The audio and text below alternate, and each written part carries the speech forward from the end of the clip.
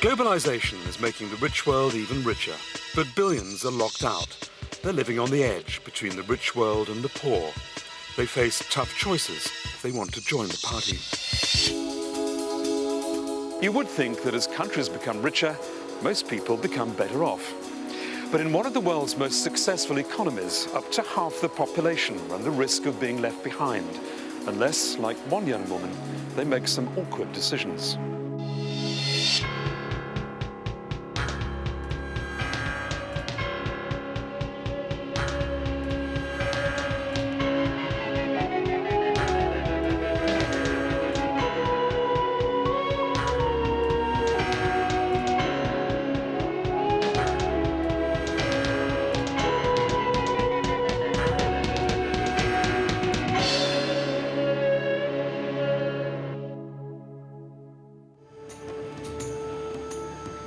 The last few days of spring before the hot summer.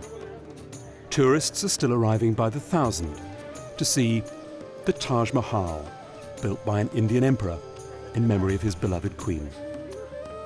But more than 350 years later, living in the shadow of love's most famous monument, 27-year-old Vyjanthi is living in a very different India.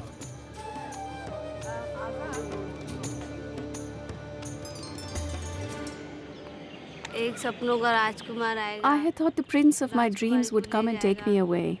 I had a lot of dreams in my heart, just like in the movies. I thought love was a good thing. My marriage would be made in heaven. My friends would dress me on my wedding day.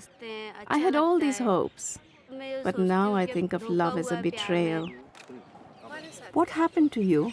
I first gave birth to a daughter, Shraddha. Then I had an abortion.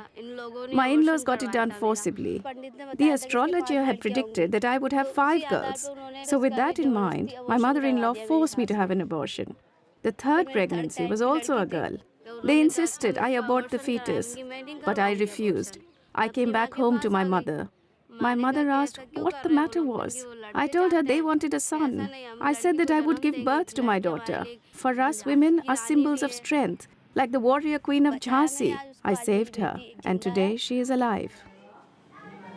Educated only till secondary school and without any means of livelihood, the odds are stacked against Vyjanthi. It's a tough choice for her. Should she walk out on her husband after what he and his family have done to her, or should she return back to his house? She's still to make her decision, and she faces an agonizing dilemma over the future of her marriage. Do you still love your husband?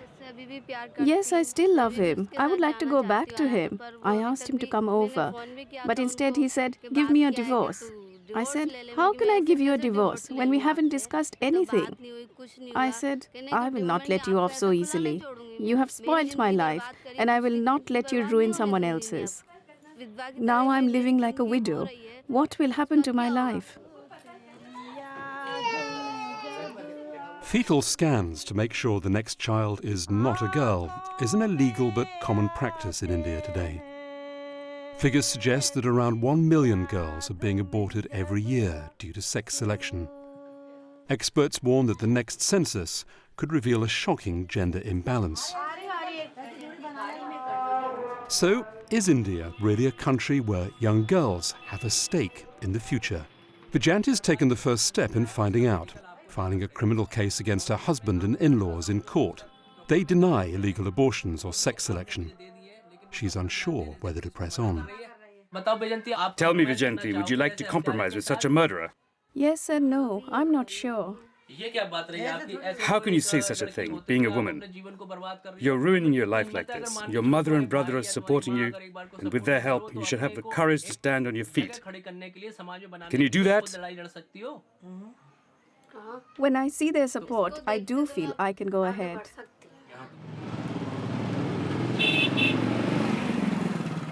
Vyjanthi's situation symbolizes the misery and dilemmas faced by millions of ordinary women in India, forced by their husbands' families to bear only sons.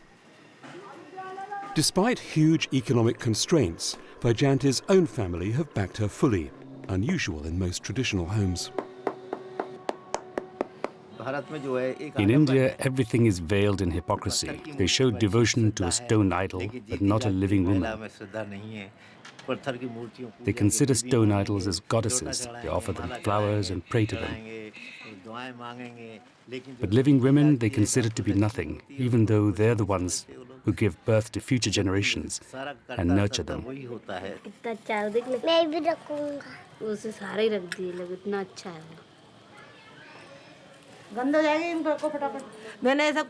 I had never thought that my daughter would have to bear so much grief. I've got fed up of this world. After suffering and struggling so much, I'm really exhausted. In Agra, Vyjanthi meets other women like her who've been abused by their in-laws, some fighting cases for the last 20 years. I got married in 1986 in Mathura. My husband was in the civil service. His mother lived with him, and the marriage began on a bad note as it involved constant dowry demands. After 1.5 years, I gave birth to this daughter. They made it an issue that I had produced a girl child. So they just abandoned us in the hospital. My mother-in-law really got after us. She wanted the firstborn to be a boy. She said, who gives birth to daughters? They should be strangled as soon as they are born. 20 years later, you will have to pay a huge dowry to marry them off. There are such good techniques available. Get rid of the daughters right away, she would say. They want dowry, they want a son. They want an educated daughter-in-law who will slave in the house like a maid. But she must also work outside and earn. They want everything. माना तूफान के आगे नहीं चलता जोर किसी का गहरों की बात नहीं है ये किस्सा है अपनों का मझधार में नैया डोले तो माझी पार लगाए जो माझी नाव डुबोए. To help her resolve her dilemma, we take Vyjanthi on a trip around India. Seeing her country for the first time and discovering whether a girl in India really can make it on her own.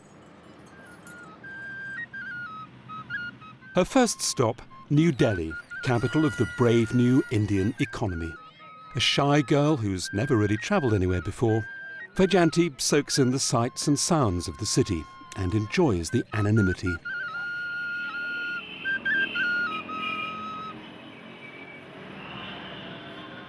But she's in for some surprises, because the rising number of female feticides symbolises something scary for development experts. The notion that a country can progress economically but stay stuck in the past socially.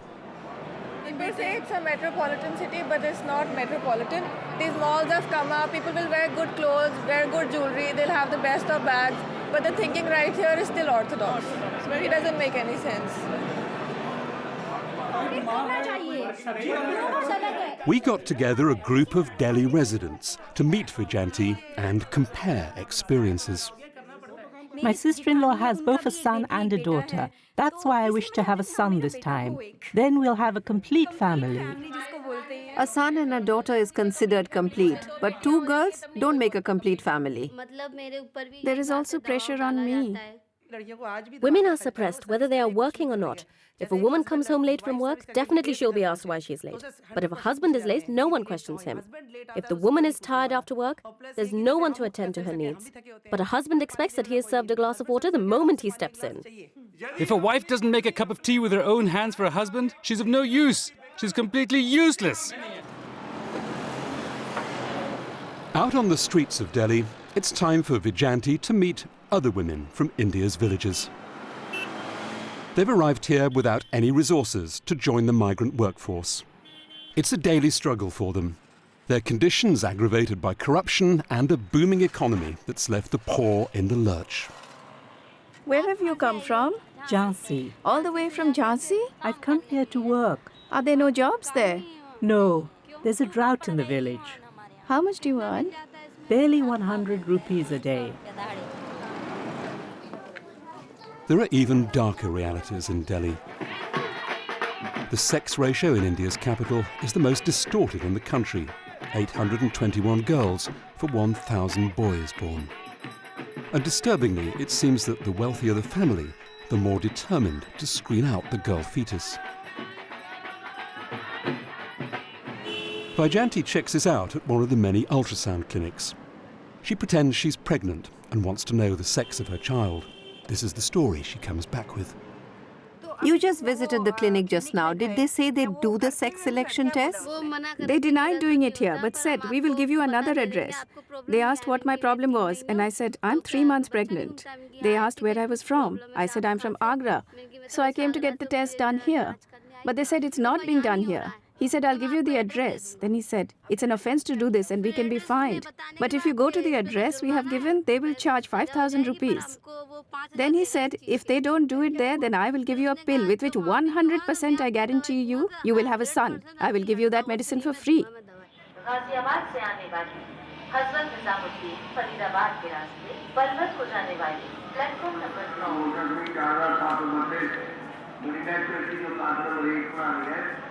Vyjanti's search takes her to a remote corner of India. She sets off on a 10-hour train journey to a village near Ganganagar, a town in Rajasthan, close to Pakistan. Shy Vyjanthi is beginning to enjoy travelling. Vyjanthi, how are you liking the train journey? After many days, I'm coming out of the house. Otherwise, it was back and forth from the court to the house, back to the court. I was feeling a constant pounding in my heart. This is a big relief. I'm feeling so relaxed. It's said that several million girls have been aborted in the past 20 years. How do you feel about this?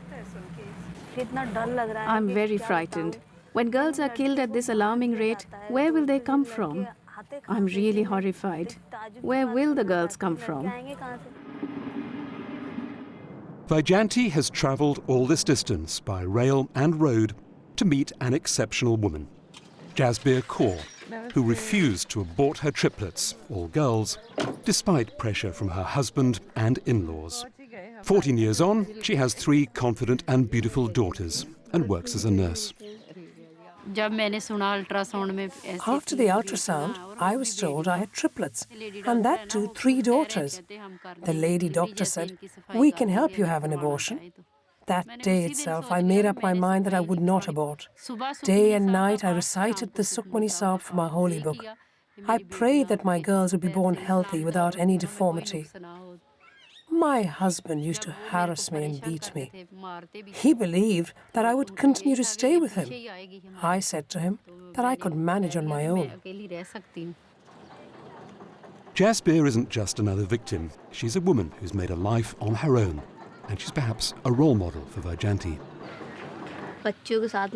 You have done so much for your daughters and have struggled so much. You must educate your girls and not lose courage. Don't feel alone. You have your girls and their love. It is my daughter's love that gave me strength. Giving a dowry will not assure happiness for your daughters. My mother had given me dowry. Happiness comes from education and getting a good life partner. I can swear that I haven't taken even 5 paise from my husband, nor have I ever asked him for anything. My dear uncle, I am very happy to receive your letter and a watch on my birthday. Millions of girls are still out of the formal education system, especially in India's smaller villages and towns. Jasbir's doing the best she can to educate her daughters, and Vyjanthi hopes she can do the same for hers.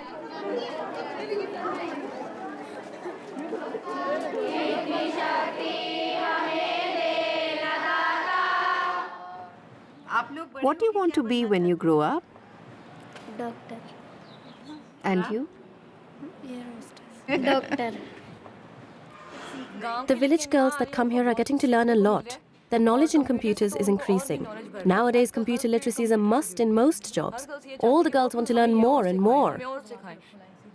Whenever I come to the school and meet the principal, I tell him that these girls are my entire life savings.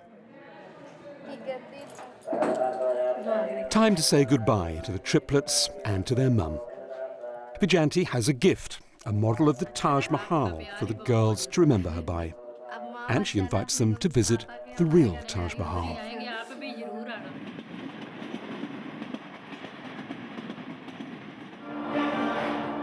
Back in Delhi, it's time to check out a popular hangout for the rich and famous and meet women from a background quite different from her own.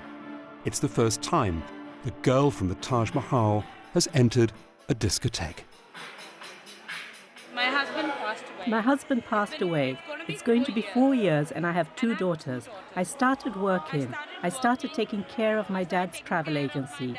I feel the more you work, the more it helps you progress. It takes you forward, makes you forget your miseries.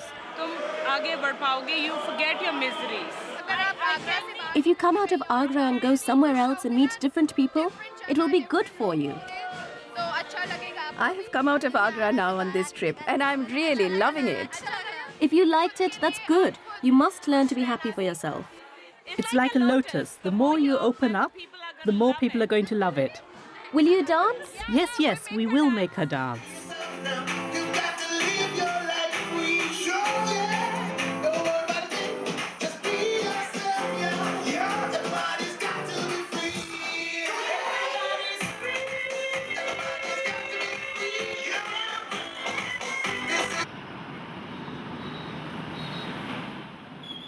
Vyjanthi's next stop, the IT success story of India, Bangalore.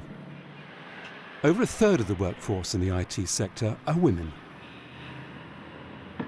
Vyjanthi's meeting top women bosses to see if India really can be a country where young girls can make it on their own.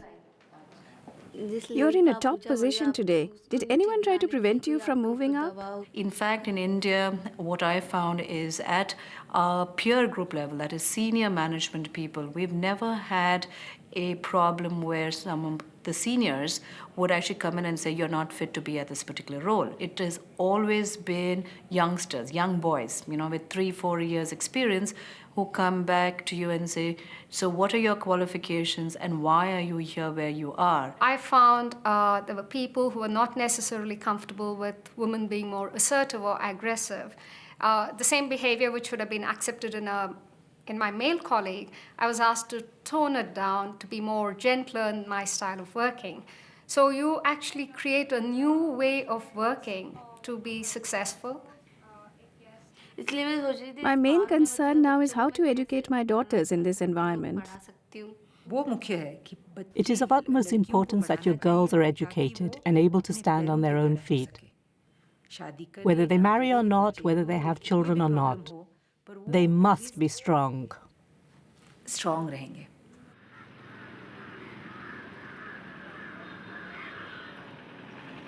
Bangalore, it's often said, shows how women can be liberated and prosper in today's globalized economy. But again, there's a darker side to the story. There are people in this industry who get harassed by their in-laws, get harassed by their husband for the money they earn, and the in-laws expect them to do everything right from morning 4 o'clock. I've also seen people in my own team demanding dowry. In the IT industry, if you go abroad for projects, they go to Dubai or the US or whatever, the dowry increases because you've gone abroad. And a lot of them, before their wedding, they definitely come up to me and say, I want to go because I want to increase my dowry. And they say it to me. And that's amazing to me. And I can recall one incident, though I won't name the guy, but the guy came up to me after the wedding. I said, congratulations, how was your wedding? I couldn't attend because it was in Hyderabad. I said, where's your wife? You should bring her to the office. He said, I haven't got her to Bangalore because the father-in-law promised a house. He didn't give me a house. And I said, what? Can India ever become a truly developed country when it continues to discriminate against women? Vyjanthi and our director have an appointment with the minister in charge of women's welfare. We want you to meet Vyjanthi. She's come from Agra. She's a young married woman. She was actually persecuted by her husband. So the 2 children you have are girls? Yes. Very good. What have you named them? Shraddha and Astha. Very nice. So doesn't your husband know that what you reap is what you sow? You aren't responsible for whether it's a girl or a boy. Don't they know that? Science tells us, doctors tell us, that men are responsible for the sex of the child. Doesn't your mother-in-law know that? They know, but then society just prefers boys. Female feticide has become so common. What is the government doing? The government has taken several steps. The machines are meant to benefit women. But when people misuse this, it is known as the Dark Ages. Due to this, there is a nationwide shortage of girls. This is a very, very grave situation. In many places, boys are unable to find girls to marry. Because of this, the nation will soon face an unimaginable crisis. Do you feel that this whole globalization party has left behind the women? It's only taken the men forward, particularly poor women like Vyjanthi? It's not a secret. Globalization, we have found by our studies and records and international awareness that it has feminized poverty. Women and children below 18 years of age constitute 72% of the population. And it's really not rocket technology to understand that you can't go into those quantum leaps of the future that globalization talks about if you leave 72% of your population behind. Politics aside, Vyjanthi is still brooding on why her husband's so determined not to have girl children. Knowing she's not alone in her dilemma has brought hope and sorrow. In a video diary, a private moment.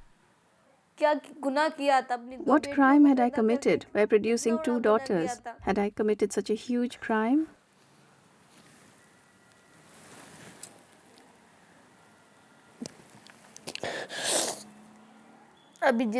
Now everywhere I'm going, I'm listening to all these sad stories of other women. I feel so sad. I also realize there are so many other women who are suffering like me. I had thought I was alone.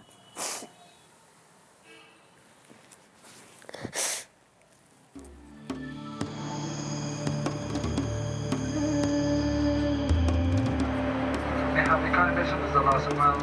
And asking for the condition of light and coupons. May we request the passengers of fully lighted coupons and hand over to the nearest cab crew. Thank you.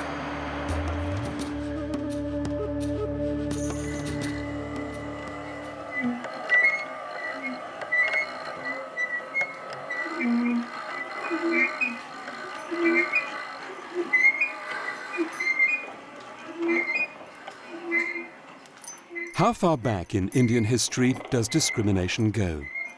Was the Taj Mahal perhaps a one-off? Finally, Vyjanthi visits Mahatma Gandhi's Sabarmati ashram in Gujarat.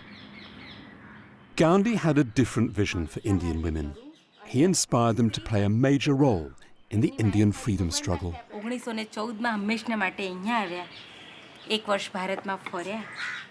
Gandhi's followers say that if he'd been alive today, Gandhi would have waged a non-violent struggle to stop the killing of girls. अबलापन छूट जाता है और वो ऐसा ही मानती है कि मैं औरत बनी हूँ तो क्या मैं बस नीच बनी हूँ नीच है वो तो अंग्रेजी में तो ऐसा कहते हैं ना कि वो तो आधी तो है लेकिन बेटर हाफ है. The Bapu saw women and femininity as repositories of the good in societies and good in human beings. In fact, his answer really would have been that if we want to be a non-violent society, if we really want to lead a good life, we can lead a good life only if we face up to the femininity within each one of us. So even in some of his own self-practices, he was looking to be in touch with that woman within him. He would have been deeply perturbed with this entire social surge of both the nation state and the society and the civilization to acquire this hard, militant, masculine self-identity. He would have fought it with femininity. Gandhiji preached non-violence. But can one fight violence against women without using weapons? A woman once put the same question to Gandhiji. His answer was that for self-defense, you have to use weapons. In such a situation, the question of non-violence does not arise. Self-defense is every individual's right. It is important to fight for it. One must fight for it. So has Vyjanthi decided whether to go back to her husband or to get a job and bring up her girls on her own? It's still an impossible choice, but at least now she feels she can make it with a clearer mind. After coming to Gandhiji's Sabarmati ashram, I feel at peace. There is a sense of calm within me. I will go back to Agra now and think about what I should do for my daughters and for myself. I will go back and think about my decision.